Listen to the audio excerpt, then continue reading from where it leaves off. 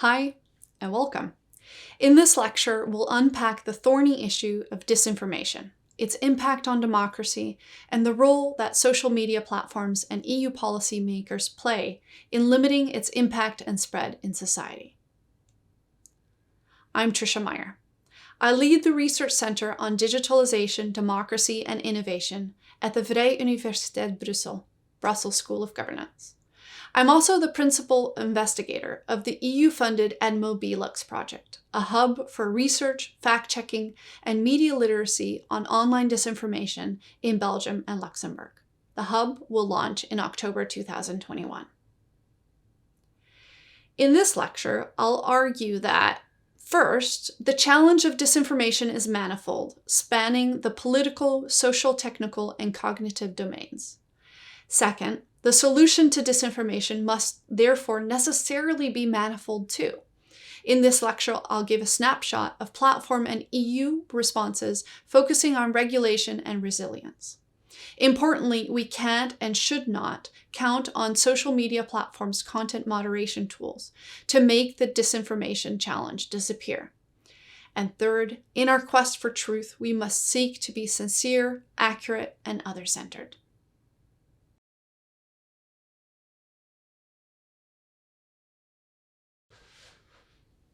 So what are we discussing today? Why is online disinformation important? Unfortunately, examples of disinformation are not difficult to find. In the EU, policymakers started to pay attention to disinformation during the Crimean-Ukraine crisis. Then, during the 2016 US presidential elections, it became evident that disinformation had become part of Russia's foreign policy arsenal. Further and sadly, the failure of social media platforms to stop the spread of online disinformation contributed to the genocide of the Rohingya Muslim minority in Myanmar. And as a final example, in the past year, during the health pandemic and the 2020 US presidential elections, online disinformation on COVID-19, vaccines, and elections seemed rampant, fueled not least by a rise in popularity of QAnon conspiracy theories. The motives of the culprits are ugly: to gain political power, whether domestic or foreign, through spreading of inaccurate information as a strategy to sow doubt and destabilize truths. Disinformation threatens democracy and kills lives. It's important to note that disinformation as a political tactic is not new. Jonathan Swift famously said in his essay on political lying in 1710, that falsehood flies and the truth comes limping after it. At this point in the lecture, I'd like to draw the distinction between misinformation and disinformation. In their Council of Europe report on information disorder, Wardle and Dirakshan explain that misinformation refers to inadvertent sharing of false information, while disinformation refers to the deliberate creation and sharing of information known to be false. Disinformation thus has the function to mislead. Similarly, in the European Commission's definition, disinformation is false, inaccurate, or misleading information designed, presented, and promoted to intentionally cause public harm or for profit. Disinformation does not need to be successful in its deception to be called disinformation, but it does imply a malicious intent.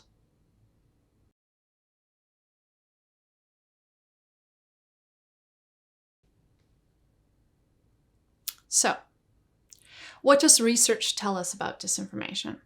There's a lot to say, but I will expound on three drivers of disinformation.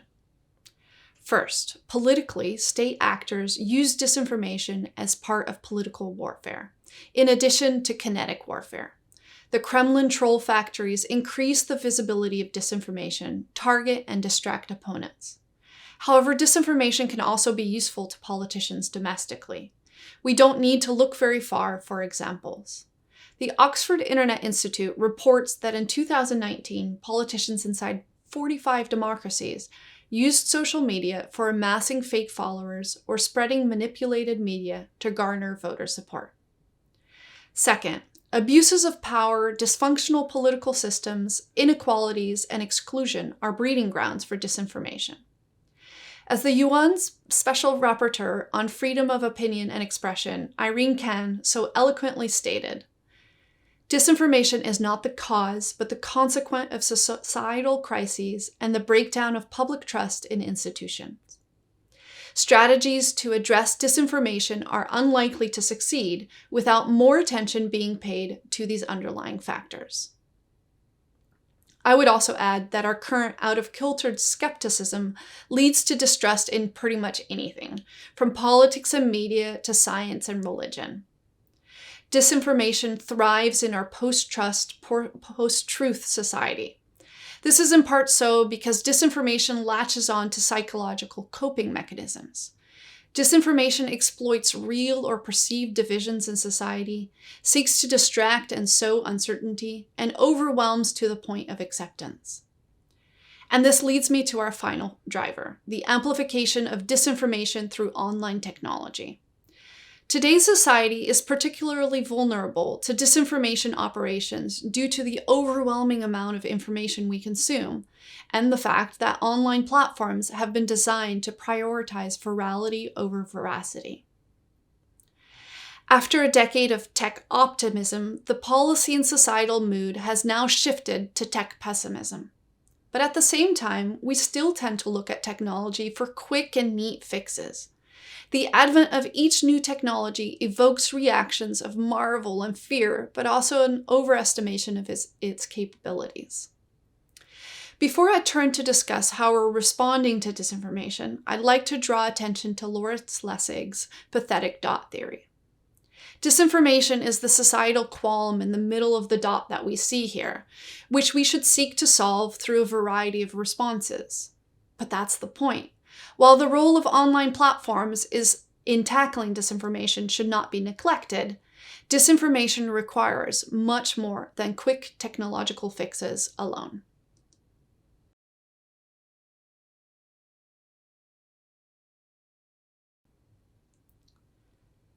It's important to note that even though state actor disinformation was unlikely to have swayed the 2016 US presidential elections, disinformation's impact on democracy itself is real.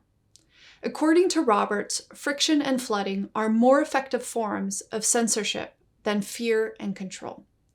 Disinformation, as we saw a minute ago, seeks to distract, sow uncertainty, and overwhelm to the point of acceptance. It causes confusion and a loss of shared social reality and loss of trust in the information ecosystem. Importantly, democracies tolerate and encourage opposing and even outlandish viewpoints. Article 19 of the UN Declaration of Human Rights reads that everyone has the right to freedom of opinion and expression.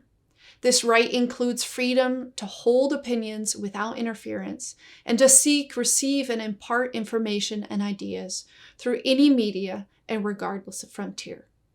This makes democracies inherently vulnerable to disinformation. So, how should we respond?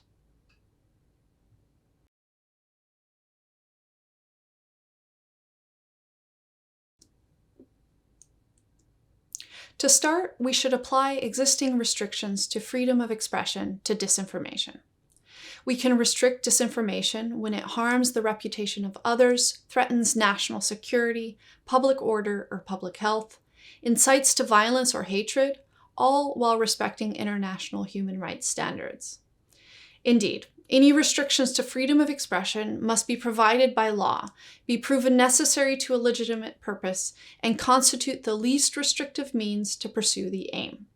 They should also be time-limited if justified as emergency response measures.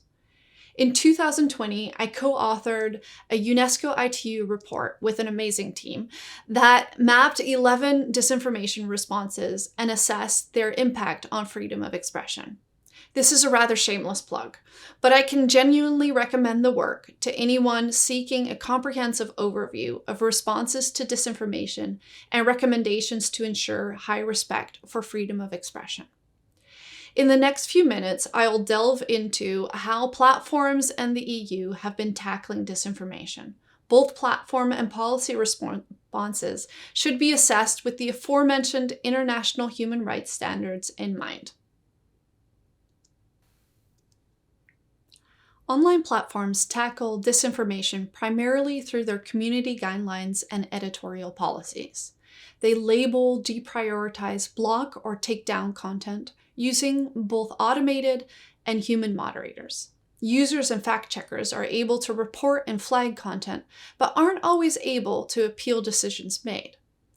Importantly, in platforms' rules, disinformation is defined more broadly than strictly illegal content, also including undesirable and harmful content. In other words, editorial policies tend to be stricter than legally required, at least in the jurisdiction of legal registration. Further, platforms also target disinformation at an account level by blocking or removing users who repeatedly break platform rules, and by rooting out coordinated inauthentic behavior. Finally, they support the work of third-party fact-checkers and increasingly rely on promoting reliable and trustworthy content.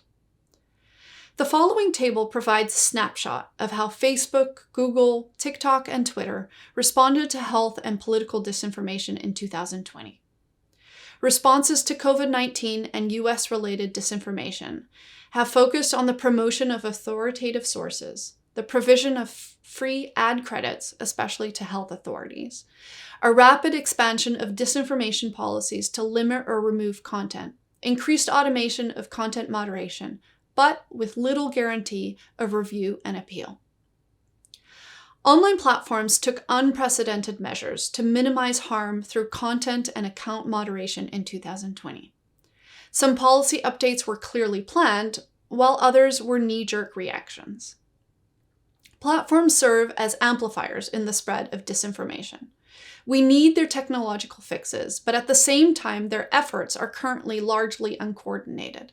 They are private companies with global reach, acting as definers, judges, and enforcers of acceptable expression on their services. In the absence of harmonized standards and definitions, each company uses its own curatorial yardstick, with no consistency in enforcement, transparency, or appeal, in other words, in accountability. Platform accountability has been a central tenet in the EU's efforts against disinformation. The EU recognizes the role that platforms play as modern soapboxes in the public square. In the fight against disinformation, we absolutely need to focus on trustworthy platform design. Platform responses to disinformation confirm the urgent need for transparent, measurable content moderation policies that support human rights and are implemented equitably on a global scale. We also need detailed, frequent public transparency reports, including specific information on the spread of disinformation, suspension of accounts, removal of content, and other steps against disinformation, such as the promotion of content, demotion, and demonetization. Considering the societal public interest role of platforms, establishing a multi-stakeholder social media council that would allow for industry-wide scrutiny, complaints, and recommendations of actions is also desirable. In addition to a focus on platform regulation, the EU also tackles online disinformation through resilience. I'm greatly encouraged by the European Democracy Action Plan, which seeks to strengthen our societal and democratic foundations. Indeed, we must also pay attention to the underlying factors driving disinformation. Action to protect civic participation, media literacy, media independence, political transparency, and election integrity, as included in the European Democracy Action Plan, are all needed. In the end, disinformation is tackled first and foremost in our attitudes and interactions with others.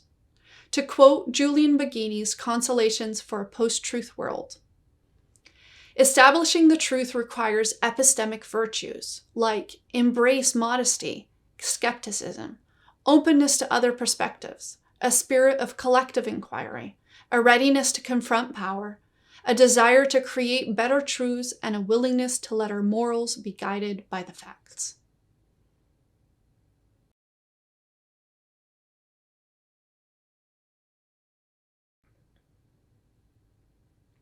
In conclusion then, what are the key takeaways of this lecture? And what are the next steps? First, the challenge of disinformation is manifold. In this lecture, we briefly discussed political, socio-technical, and cognitive drivers of disinformation. I also argued that disinformation is an inherent vulnerability of a democratic society, as disinformation abuses free flows of information and the fostering of multiple competing narratives. Second, the solution to disinformation is manifold. Much attention has gone to platform regulation, for good reason, but other measures focused on societal resilience are equally important. Why? Because finally, we have a role to play as well. We must seek to be sincere, accurate, and other-centered in our actions and attitudes towards others. Thanks for watching. I hope you enjoyed the lecture.